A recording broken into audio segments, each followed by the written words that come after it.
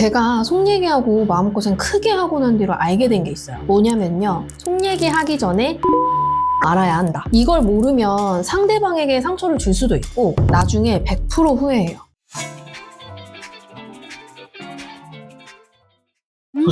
소장님은 속마음 이야기했던 친구나 지인 관계가 안 좋아졌던 경험 있나요? 있죠. 제가 예전에 회사 다니던 때 얘긴데요. 신입이었어요. 선배 한 분이 있었는데 너무 무서운 거예요. 인사해도 안 받아주고 모르는 게 너무 많아서 조심스럽게 물어보면 싫은 티를 막 팍팍 내고 하니까 힘들었거든요. 근데 그렇게 몇 개월 눈치 보면서 살다가 한 번은 회식을 하게 됐는데요. 그때 회식 자리에서 다른 팀 차장님께서 걔 저를 친근하게 챙겨주면서 뭐 회사 생활 어떠냐, 힘든 건 없냐 하시면서 얘기를 하더라고요. 그러면서 그 팀에 힘든 사람 하나 있다던데 괜찮아요? 편하게 얘기해도 돼요. 다들 그 사람 때문에 힘들어해 라는 거예요. 제가 그때 그 꼬임에 넘어가면 안 됐는데 고민하다가 조금 무섭긴 하세요 라고 말하면서 저의 힘든 속내를 살짝 털어놨죠. 이후에 회사에서 그 무서운 선배와 같이 있는 자리에서 그 차장님이 지나가면서 땡땡씨 후배가 무섭대 좀 살살해 라고 하는 거예요. 지금 생각해도 정말 난감하고 심장이 쿵쾅거리네요. 와, 너무 힘드셨을 것 같은데요. 방금 이야기해 주신 거는 뭔가 내가 느낀 거, 나의 감정을 다른 사람에게 이야기했다가 나한테 독이 된 것 같은데요. 그 외에도 여러 가지 속 이야기들이 있을 것 같은데요. 어떤 것들이 있을까요?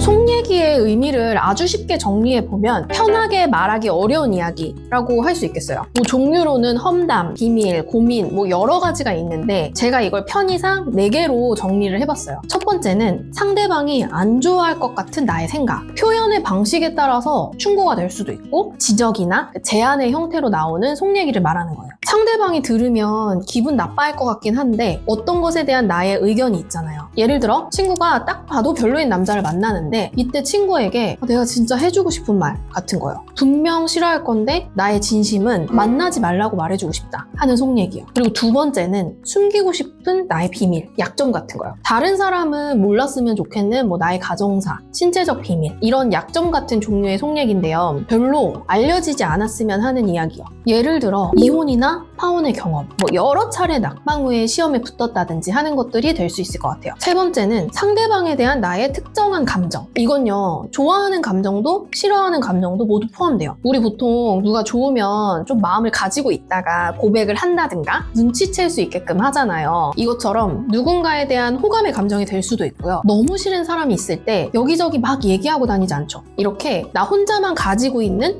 상대방에 대한 특정한 감정에 대한 속 얘기가 세 번째인 거죠. 마지막 네 번째로는 나의 내적 갈등인데요. 불안함, 욕망, 고민거리 같은 거요. 혼자 끙끙 앓거나 얘기했다가 웃음거리가 될 수도 있는 주제가 이 부분에 해당될 수 있어요. 진로나 미래에 대한 불안함, 나만의 원대한 사업 목표 같이 이런 속 얘기들은 보통 사실은 또는 너만 알고 있어 아니면 솔직히 말하면으로 시작하는 경우가 많아요. 속 얘기에도 여러 종류가 있었네요. 그럼 왜 사람들은 내 속 얘기를 친구나 가족, 동료나 남들에게 이야기를 하고 싶어 하는 걸까요?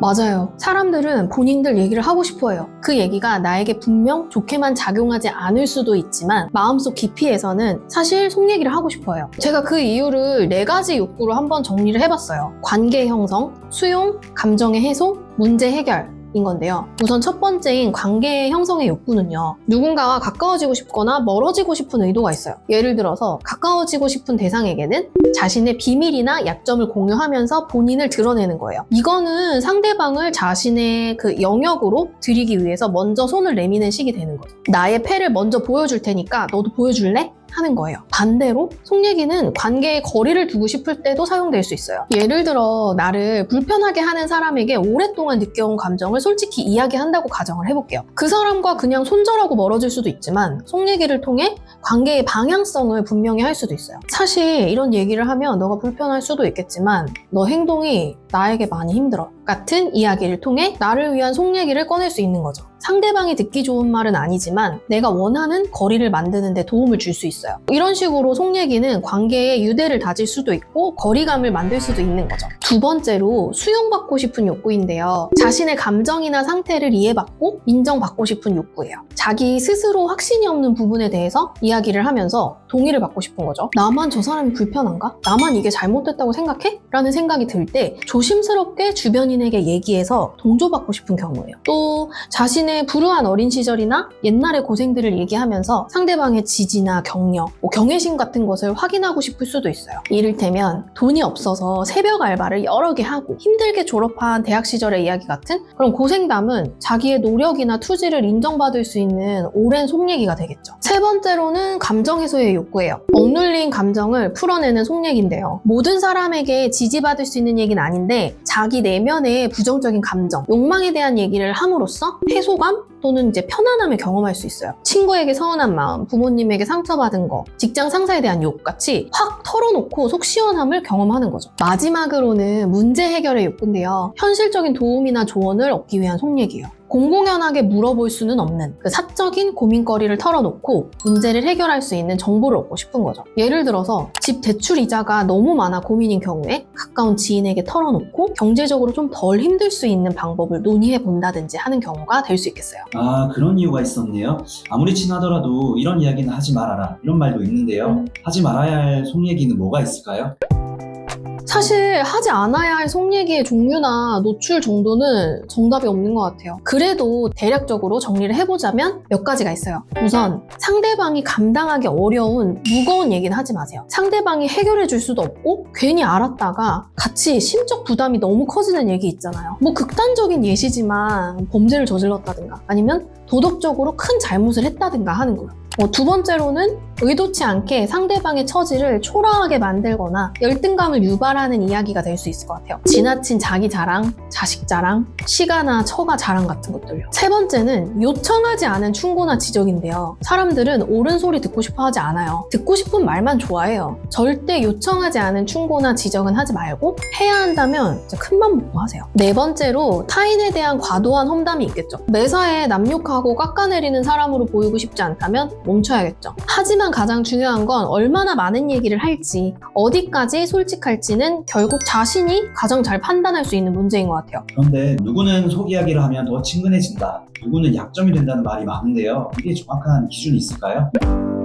누군가는 속 얘기를 해야 한다. 누군가는 절대 숨겨라. 그런 거 나눌 필요 없다. 다양한 의견이 있는데요. 속 얘기를 할 때도 순기능은 있어요. 유대감을 형성하고 감정을 해소하고 문제를 해결할 수도 있죠. 그리고 적당한 자기 개방과 정서적 개방은 긍정적인 인간관계를 형성하는 데 되게 중요하거든요. 자기 얘기 1도 안 하고 듣기만 하는 사람하고 친해질 수 있을까요? 벽이 느껴져서 다가가기 어려울 거예요. 속 얘기의 역기능은 잘 알고 계시겠지만 상대방의 반응에 따른 후회, 관계가 좋지 못해진다든가 약점을 잡혀서 불이익을 당한다든지 하는 부정적인 면도 있죠. 중요한 건 속 얘기를 하고 안 하는 게 아니라 누구에게 어떤 감정으로 할 것이냐가 포인트라고 생각해요. 그래서 속 얘기를 해야 할 때 덜 후회할 수 있는 꼭 체크해야 할 기준 2가지를 알려드릴게요. 바로 관계와 감정이에요. 우선 관계의 기준은요. 속 얘기를 하기 전에 상대방에 대해 얼마나 알고 있는지, 이 사람을 알고 지낸 기간이라든지 가치관, 사고방식과 같은 것들을 충분히 파악하고 난 뒤에 안전한 대상인지 판단해요. 안전한 대상이라는 의미는 완전한 나의 편이 될 수도 있고요. 나의 얘기가 상대방으로 하여금 어떤 감정이나 생각이 들게 할지 대략이라도 파악이 되는 대상이라고 생각해요. 막연히 좋은 사람이라고 생각하거나 다들 나갔겠지, 별일 있겠어? 라는 가벼운 마음으로 속 얘기를 했다가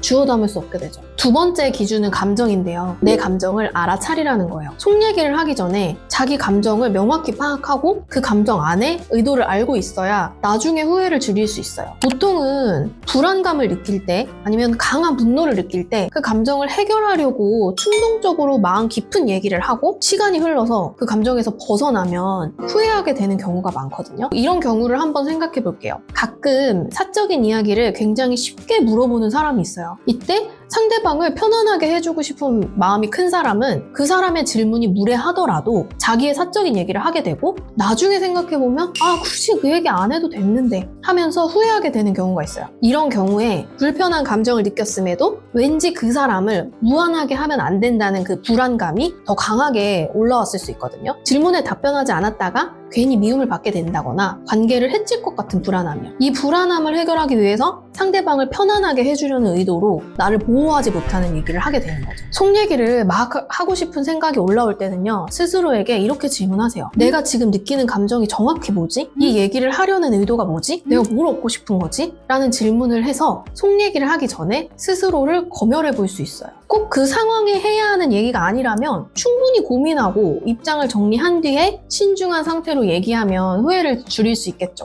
속 얘기를 할 때도 내 감정을 잘 알아야 된다는 거네요. 그런데 만약 이미 후회되는 이야기를 하고 난 뒤에는 어떻게 해야 될까요? 이 관계를 되돌릴 수도 있나요? 이미 후회되는 속 얘기를 하고 난 뒤라면 어쩔 수 없죠. 성장의 기회로 삼으시는 수밖에. 근데 괜찮아요. 그럴 수 있어요. 누구나 다 하는 경험이고요. 누구나 다 하는 실수예요. 혹시나 내 속 얘기로 관계가 틀어졌고 회복해보고 싶다면 상대방한테 연락해서 다시 정정해 보시거나 솔직하게 후회되는 마음을 전해보는 것도 방법이 될 수 있어요. 모든 종류의 속 얘기가 이렇게 뒷수습이 될 수는 없죠. 그런데 그냥 성장의 경험으로만 남기기에 너무 아쉽다면 저는 최선을 다해봐야 한다고 생각하거든요. 사과를 하시거나 아니면 그 이야기의 의도를 다시 설명해 보시는 용기를 내보세요. 좀 우스워지면 어때요? 상처 좀 받으면 어때요? 용기 내보세요. 괜찮아요. 속 얘기를 했다는 사실에 너무 매몰돼서 괴로워하지 말고 그 상황을 천천히 생각해보세요. 나는 왜 그 얘기를 하게 됐을까? 그때 어떤 감정을 느꼈고 그 감정 안에는 어떤 의도가 숨어 있었을까? 이렇게 질문하면서 그 상황에 내 마음을 복귀해보는 게 중요해요. 제가 신입 시절에 잘 알지도 못하는 사람한테 선배에 대한 속 얘기를 왜 하게 됐을까요? 그때 저는 너무 불편하고 답답했어요. 그 답답함을 해결해줄 누군가가 필요하다고 느꼈고 결국 나의 힘듦을 어필하고 문제를 해결하려는 의도를 가졌던 거죠. 그래서 다소 경솔하게 속 얘기를 꺼낸 거예요. 하지만 만약에 그 감정을 스스로 알아차리고 지금 이 감정을 해소하려고 이 사람에게 속 얘기를 하는 게 맞을까? 라는 생각을 저 스스로 할 수 있었더라면 저는 그 이야기를 하지 않았을 것 같아요. 이처럼 자신의 감정과 의도를 이해하는 것이 후회를 줄이는 첫걸음이에요. 다음에 비슷한 상황이 발생했을 때 충분히 피할 수 있어요. 그래서 우리가 이렇게 공부하고 정보를 모으는 거잖아요. 어떤 경험이든 나의 성장과 발전의 기회로 삼으시면 됩니다. 삶은 감정의 자유에서 시작됩니다. 오늘 영상이 도움되셨다면 구독, 좋아요, 알림 설정 잊지 마시고요. 심리상담사 짠토커였습니다.